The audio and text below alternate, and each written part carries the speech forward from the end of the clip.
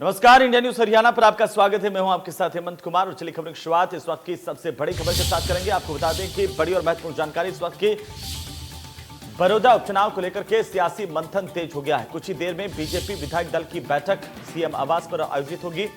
हुड्डा भी कुछ विधायकों के साथ अपने आवास पर चर्चा करेंगे। मौजूदा राजनीतिक हालात को लेकर के हुड्डा भी विधायकों के साथ बातचीत करेंगे। तो आज बैठकों का दौर बीजेपी और कांग्रेस के बीच, और हम आपको बता दें कि दोनों ही खेमों में विधायकों की बैठक हो रही है। बड़ी खबर इस वक्त की, तो ज्यादा जानकारी के साथ हमारे साथ सहयोगी विपिन परमार जुड़ रहे हैं। सीधे विपिन का रुख करते हैं। विपिन, आज चूंकि हम बार बार इस बात का जिक्र कर रहे थे, सुबह से इस बात पर लगातार चर्चा भी कर रहे थे कि विधायकों की बैठक का जो सिलसिला है वो दोनों दलों में आज देखने को मिल रहा है। सबसे पहले बीजेपी की बात करें, क्या कुछ अपडेट है? देखिए बिल्कुल, इस समय हम हरियाणा निवास में मौजूद हैं और आप यहां पर देख सकते हैं पूरी तैयारी। इस बैंक्वेट हॉल के बाहर जो है स्वास्थ्य विभाग के कर्मचारी हैं जिनके हाथ में ये जो आप देख सकते हैं टेम्परेचर मीटर है, यानी कि जो भी विधायक अंदर जाएगा उसका टेम्परेचर जो है यहाँ पर लिया जाएगा। इसके पीछे अगर बात करें, आप देख सकते हैं फुट ऑपरेटेड ये सैनिटाइजेशन मशीन लगाई गई है, यानी कि कोविड-19 के हालात को देखते हुए ये विधायक दल की बैठक जो है उसमें भी उसी तरह के इंतजाम जो है वो किए गए हैं। सिटिंग अरेंजमेंट आप देख सकते हैं कि जो एक 6 फीट का गैप है उसको मेंटेन करने का काम किया गया है। और ऐसे में आज अगर बात करें, नए प्रदेश अध्यक्ष मिलने के बाद जो है ये महत्वपूर्ण बैठक जो है विधायक दल की बुलाई गई है। मुख्यमंत्री मनोहर लाल इसकी अध्यक्षता करेंगे और तमाम, आप यहाँ पर देख सकते हैं, तमाम बीजेपी के विधायक जो है यहाँ पर सिटिंग प्लान के हिसाब से जो है जो यहाँ पर बैठे हुए हैं और कुछ ही देर के बाद जो है ये बैठक जो है वो शुरू होगी। ऐसे में तमाम तरह का मंथन जो है वो किया जाएगा। बड़ौदा उपचुनाव से लेकर तमाम तरह की चर्चाएं जो है, तमाम तरह की समीक्षाएं जो है वो विधायकों के साथ मुख्यमंत्री मनोहर लाल जो है वो करते नजर आएंगे। तो ऐसे में ये जो व्यवस्था है, ये जो गैप है, आप देख सकते हैं, ये जो 6 फीट की, यानी कि ये जो सोशल डिस्टेंसिंग को मेंटेन करने की बात जो है उसको भी यहाँ पर जो है पूरी तरह से फॉलो किया जा रहा है। आप देख सकते हैं शिक्षा मंत्री कमलपाल गुर्जर यहाँ पर मौजूद हैं, संदीप सिंह यहाँ पर मौजूद हैं और तमाम विधायक बीजेपी के जो है वो यहाँ पर मौजूद हैं। तो ऐसे में अगर बात करें, लगातार अगर बात की जाए, क्योंकि एक मंथन जहां पर जो है भारतीय जनता पार्टी की ओर से किया जा रहा है, तो ऐसे में लॉकडाउन की प्रक्रिया के बाद अनलॉक 2.0 की अगर हम बात करें तो ये मंथन बेहद महत्वपूर्ण हो जाता है, क्योंकि धीरे धीरे अब सामान्य परिस्थितियों की ओर जा रही है, चाहे प्रदेश हो या देश हो। ऐसे में अब सियासत जो है वो भी जो है वो गर्माती नजर आएगी, क्योंकि अब बड़ौदा का उपचुनाव होना है। तो ऐसे में उसको लेकर भी रणनीति जो है वो तैयार की जानी है। तमाम तरह की चीज़ें हैं जिनको लेकर जो है यहाँ पर आज इस बैठक में महत्वपूर्ण मंथन जो है वो किया जाएगा। इसी के साथ साथ अगर बात करें, नवनियुक्त अध्यक्ष ओम प्रकाश धनखड़ हैं, वो भी यहाँ पर आज उनका भी एक फॉर्मल इंडक्शन जो है यहाँ पर होता हुआ नजर आएगा। कल जो है बृहस्पतिवार को जो है वो रोहतक भाजपा मुख्यालय पर जो है वो अपना पदभार जो है वो ग्रहण करेंगे। ऐसे में तमाम तरह की चीज़ें हैं, तमाम तरह के मंथन हैं जो कि आज की इस बैठक में जो है तमाम रणनीति जो है विधायकों के साथ एक इंटरैक्शन, क्योंकि रहता है प्रदेश के मुखिया का, तो ऐसे में एक लंबा अंतराल हो चुका है। और लंबे अंतराल की बात करें, इससे पहले भी मुख्यमंत्री के द्वारा जो है एक विधायक दल की बैठक को जो है एड्रेस किया गया था और अब एक बार फिर से जो है मुख्यमंत्री मनोहर लाल जो है वो हरियाणा निवास में जो है वो इस बैठक को जो है उसकी अध्यक्षता करते नजर आएंगे। तो अभी तक ये ज़्यादातर कुर्सियाँ आप देख सकते हैं कि लगातार भरती जा रही हैं, क्योंकि दूर दराज क्षेत्रों से विधायकों को पहुंचना है। तो ऐसे में विधायक जो है वो पहुंच रहे हैं और ऐसे में धीरे धीरे ये कुर्सियां भी भरती हुई नज़र आ रही हैं। और कुछ ही देर में हरियाणा प्रदेश के मुख्यमंत्री मनोहर लाल जो है वो यहाँ पर पहुंचेंगे। संबोधन जो है उनके द्वारा जो है अपना वक्तव्य यहाँ पर रखा जाएगा। तमाम तरह की चर्चा जो है वो यहाँ पर की जाएगी।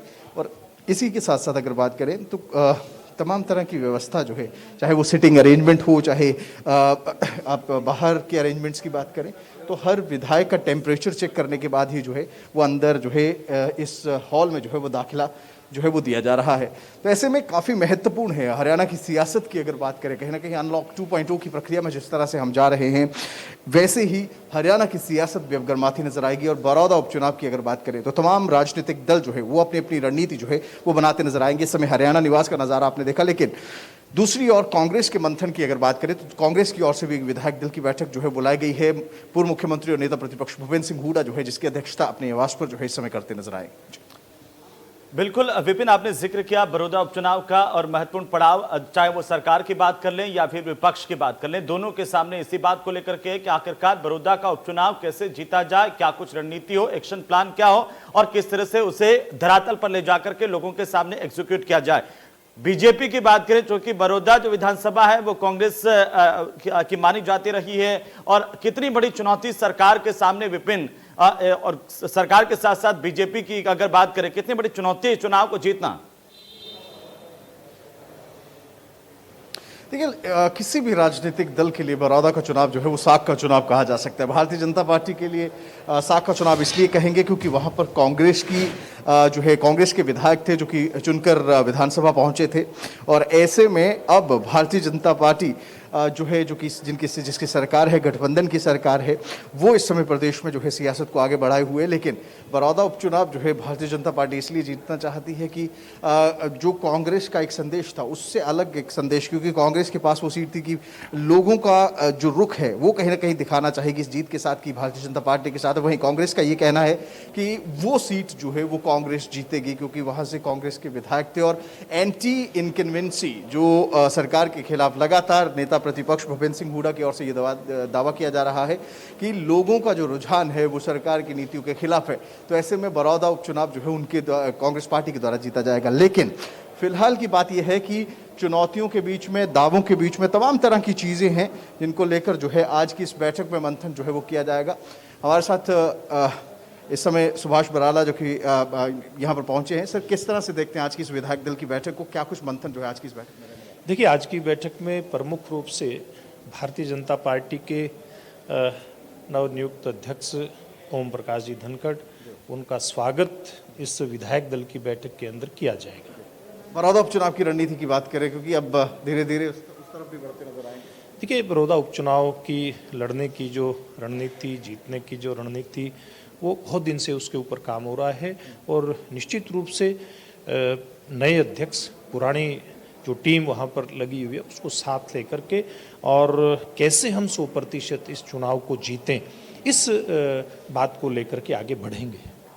सुभाष बराला साहब है जिनका ये कहना है कि बड़ौदा चुनाव को लेकर जो है पहले से ही काफ़ी काम किया गया, लेकिन अब अध्यक्ष का चेहरा नया है, यानी कि अध्यक्ष नए चुने गए हैं।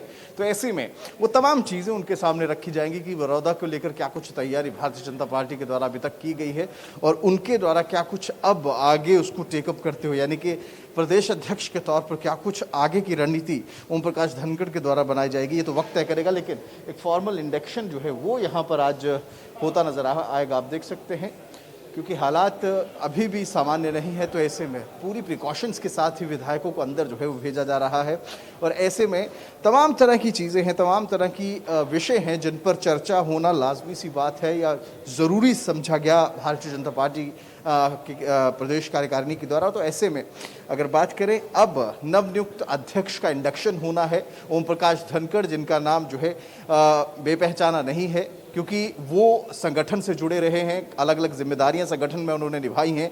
प्रदेश की अगर बात करें तो पूर्व की सरकार में पूर्व कृषि मंत्री थे। ऐसे में अब कहीं ना कहीं अपने उस अनुभव को जो उन्होंने अलग अलग प्रदेशों में बतौर प्रभारी, बतौर संगठन मंत्री, बतौर महामंत्री, कई तरह की भूमिकाएं उनके द्वारा निभाई गई हैं, उसको अब अपने प्रदेश में वो किस तरह से बतौर प्रदेश अध्यक्ष किस तरह से इम्प्लीमेंट करेंगे, क्योंकि उनका ये कहना था कि हर कार्यकर्ता को काम और हर काम के लिए कार्यकर्ता होना चाहिए। ऐसे में उपलब्धता उनका एक सबसे बड़ा जो एक उद्देश्य, उन्होंने ये कहा कि सबसे बड़ा जो उद्देश्य रहेगा प्रदेश अध्यक्ष बनने के बाद अपने कार्यकर्ताओं के साथ जो समन्वय वो बनाएंगे, उसमें ये रहेगा कि कार्यकर्ता की, आम जनता के लिए उपलब्धता कितनी है, ये वो कहीं ना कहीं सुनिश्चित करना चाहते हैं और हर काम के लिए कार्यकर्ता जो है वो उपलब्ध होना चाहिए। ऐसे में कई तरह की चुनौतियां भी उन्होंने अपने सामने रखी हैं कि ये चैलेंजेस मेरे सामने रहेंगे, लेकिन उन चैलेंजेस के लिए भी उनका ये कहना था कि वो पूरी तरह से तैयार है। बिल्कुल विपिन, तमाम तरह की बातें हैं, कई सारे मुद्दे भी हैं, क्योंकि सूबे में इस वक्त किसान जो है उनकी एक आवाज़ उठती हुई दिखाई दे रही है, रोडवेज के कर्मचारियों की आवाज़ उठती हुई दिखाई दे रही है, बाकी के कर्मचारियों की भी, और विधायकों की क्या जो अपनी समस्याएं हैं वो भी इस बैठक में उन पर चर्चा की जाएंगी। कैसे आखिरकार सत्ता और संगठन में नए प्रदेश नेतृत्व के साथ तालमेल बिठाया जा सके, क्या यह भी एक महत्वपूर्ण मुद्दा होगा? देखिए लाजमी सी बात है, ये तमाम चीज़ें हैं क्योंकि जिस तरह से मैंने कहा कि पहले एक कनेक्ट करने का प्रयास, एक लॉकडाउन की प्रक्रिया के बाद जब अनलॉक हुआ तब मुख्यमंत्री के द्वारा विधायकों को बुलाकर बातचीत की गई थी। उस समय भी कई चीज़ें थी जिनको लेकर विधायकों के द्वारा जो है मुख्यमंत्री के सामने अपनी बात रखी गई थी। तो ऐसे में विधायकों को इस पूरे पिछले टाइम में यानी कि लॉकडाउन और अनलॉक के इस पूरे पीरियड में क्या कुछ समस्याएं आई हैं, क्या कुछ उनके काम हैं, इन तमाम चीज़ों से भी अवगत कराने का काम जो है वो किया जाएगा। लेकिन आज की इस पूरी विधायक दल की बैठक के प्रमुख एजेंडा की अगर बात करें तो कहीं ना कहीं जो इंट्रोडक्शन, एक इंडक्शन का जो एक काम है, यानी कि जो नए प्रदेश अध्यक्ष चुने गए हैं ओम प्रकाश धनखड़, उनको इंडक्ट करने का काम जो है यहाँ पर किया जाएगा। और संगठन और सरकार, इसका तालमेल किस तरह से रहेगा, किस तरह से सरकार और संगठन का तालमेल लेकर जो है वो आगे बढ़ा जाएगा, ये तमाम तरह की चीज़ें हैं जिनको लेकर एक विस्तृत चर्चा जो है वो आज की इस बैठक में की जाएगी। बिल्कुल विपिन, लगातार हम नजर बनाए हुए हैं। फिलहाल बहुत बहुत शुक्रिया हमारे साथ जुड़ने के लिए, तमाम जानकारी के लिए, और दर्शकों तक तमाम अपडेट हम पहुंचा भी रहे हैं। फिलहाल आगे बढ़ेंगे। फरीदाबाद पुलिस ने हनी ट्रैप के मामले का खुलासा किया है। आपको बता दें कि हनी ट्रैप के इस मामले में पुलिस ने एक लड़की समेत 3 आरोपियों को गिरफ्तार किया। दरअसल लड़की ने 2 अन्य साथियों के साथ मिलकर के एक डॉक्टर को अपने जाल में फंसाया था और फिर उससे 20 लाख रुपए की डिमांड की थी। परेशान डॉक्टर ने पुलिस से शिकायत की। इसके बाद इस मामले का पूरा खुलासा हुआ। शिकायत के बाद मुताबिक लड़की अपना इलाज करवाने के बहाने डॉक्टर के पास गई और फिर डॉक्टर को अपनी बातों में फंसा लिया।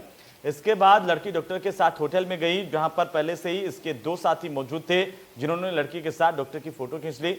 आरोप अब इस बात का है कि उसके बाद इसके दोनों साथी पुलिस के अधिकारी बन गए और फिर 20 लाख रुपए की डिमांड करने लगे। अब इसी मामले को लेकर के पुलिस ने खुलासा किया है कि आखिरकार हसीना के ट्रैप में, हसीना के जाल में आखिरकार डॉक्टर कैसे फंस गया। तो फरीदाबाद में बड़ी साजिश का भंडाफोड़ पुलिस की ओर से किया गया है। पुलिस ने गिरफ्तारी की है, जिनसे पूछताछ अब की जा रही है लगातार। कुछ और भी अन्य तथ्य जिनकी तलाश पुलिस को है।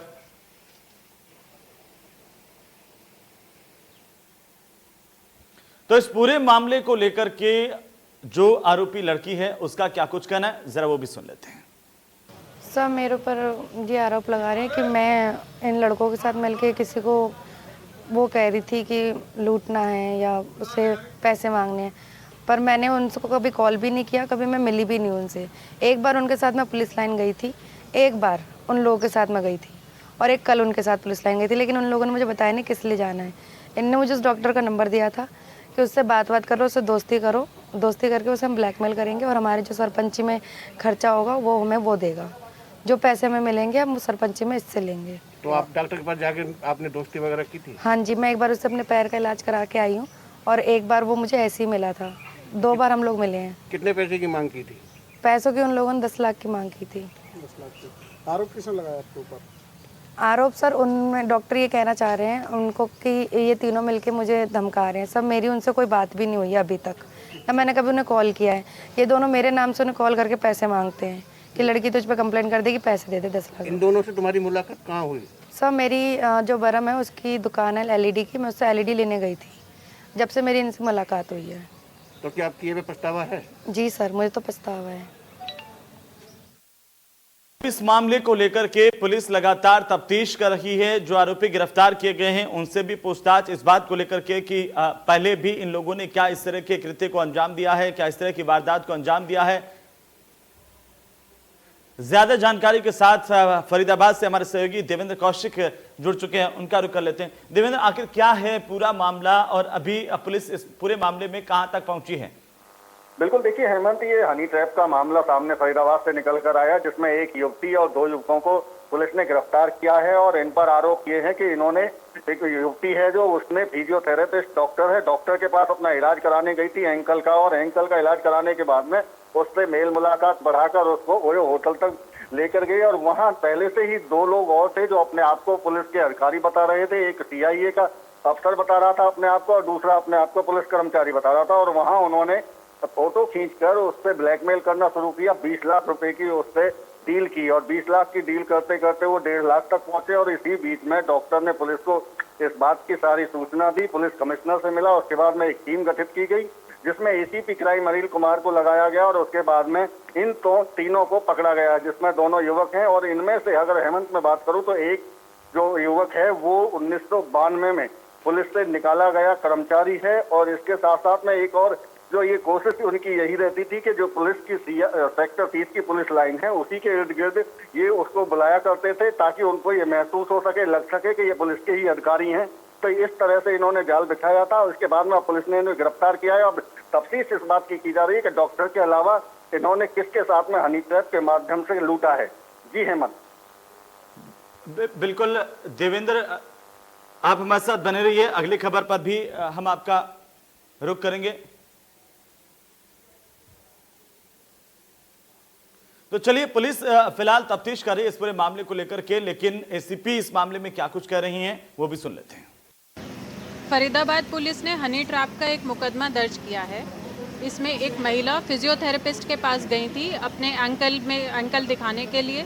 उसके बाद से डॉक्टर साहब से बातें करनी शुरू कर दी। फिर उनके साथ ओयो रूम में गई। महिला के 2 साथी और थे। वो दोनों साथी जब ओयो रूम में गई तो बगल के ही रूम में मौजूद थे। ये सभी बिल्कुल प्लानिंग के साथ महिला और उसके 2 साथियों ने अमल में लाया। जब डॉक्टर साहब रूम के बाहर थे तो बाकी के 2 साथियों ने उनकी फ़ोटोज़ खींच ली और उसके बाद से फिजियोथेरेपिस्ट को ब्लैकमेल करना शुरू कर दिया। और अब हमने हनी ट्रैप का मुकदमा दर्ज करके तीनों को अरेस्ट कर लिया है। इसमें जो बाकी 2 साथी इस महिला के थे, उनमें से एक नौकरी से निकाला हुआ पुराना हरियाणा पुलिस का मुलाजिम है जो 1992 में नौकरी से निकाल दिए गए थे, और दूसरा इस महिला का ही एक दोस्त था। दोनों लोगों को हिरासत में ले लिया गया है, महिला को भी हिरासत में ले लिया गया है, और इन तीनों को रंगे हाथों फरीदाबाद पुलिस ने पकड़ा है। 20,000 रुपये इनसे मौके पर बरामद हुए। जी, ये दोनों जो महिला के साथी थे, ये दोनों अपने आप को पुलिसकर्मी बताते थे। इनमें से एक अपने आप को सब इंस्पेक्टर बताता था और दूसरा हेड कांस्टेबल बताता था CIA का, और ये दोनों मुलाजिम बनकर महिला के साथ मिलके डॉक्टर साहब।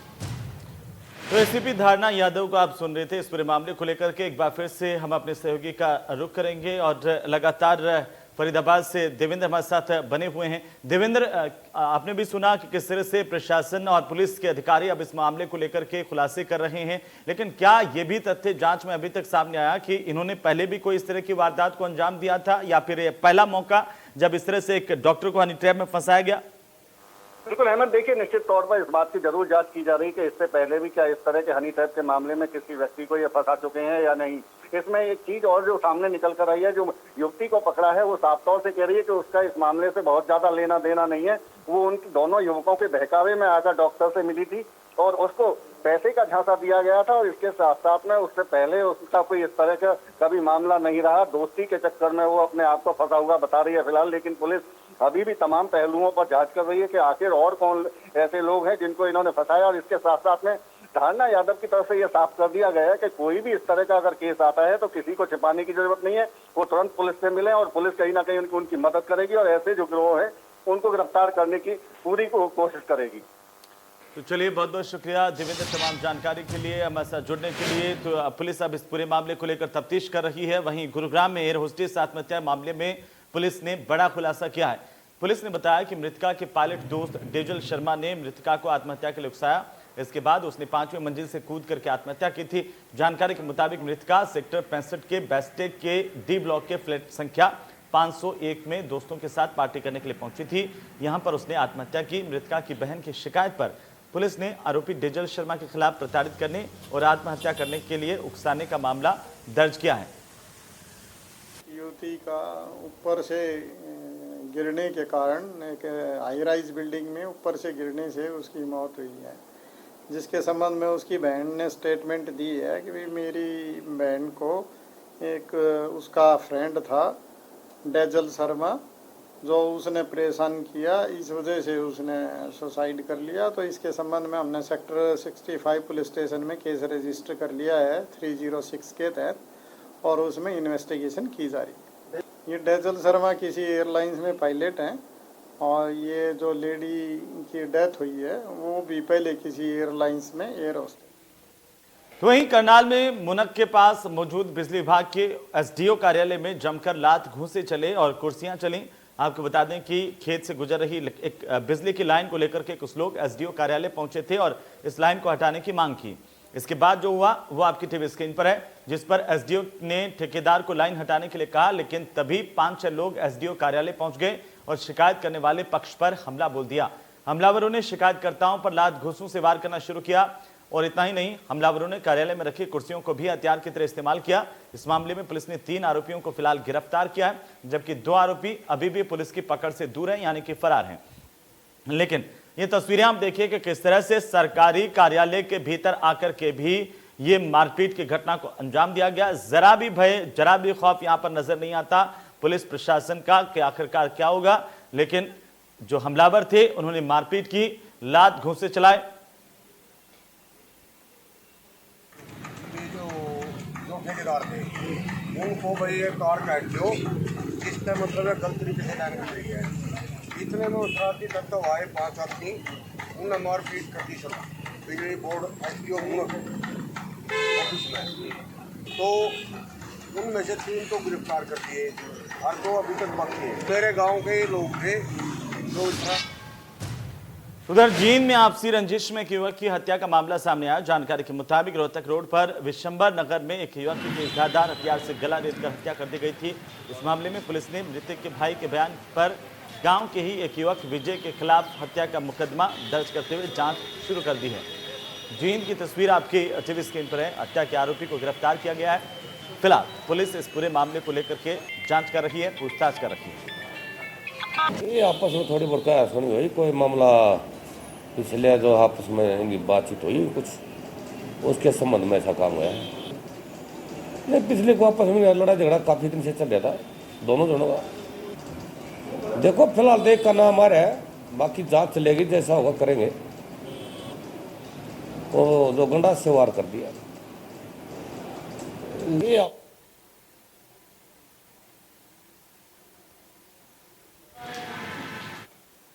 वहीं सिरसा के चौटाला गांव में डबल मर्डर से सनसनी फैल गई। पुलिस से मिली जानकारी के मुताबिक बाइक सवार 3 बदमाशों ने ढाबे पर ताबड़तोड़ 36 राउंड फायर किए।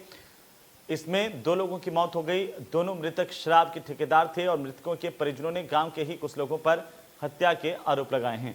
तो शराब के ठेकेदारों को मौत के घाट उतार दिया। सरेआम फायरिंग करके यहां पर शराब के ठेकेदारों को मौत के घाट उतारा गया। हम बैठे थे जी शाम को आराम से। अंकल है मेरा प्रकाश है, मामा जी का लड़का है मुकेश कुमार। इनकी क्या है जी अपने ठेके लिए हुए हैं पार्टनरशिप में चौटाला सर्कल के। तो क्या है जी, एक तो बिट्टू जी पहले उनके पास ठेके होते थे, और एक सन्नी भाट छोटू भाट का लड़का है, और एक RDX उर्फ वेद प्रकाश है नाम है इसका। इनकी क्या है वो अंकल। तो चलिए खबरों में फिलहाल वक्त एक छोटे से ब्रेक का, जल्द लौटें।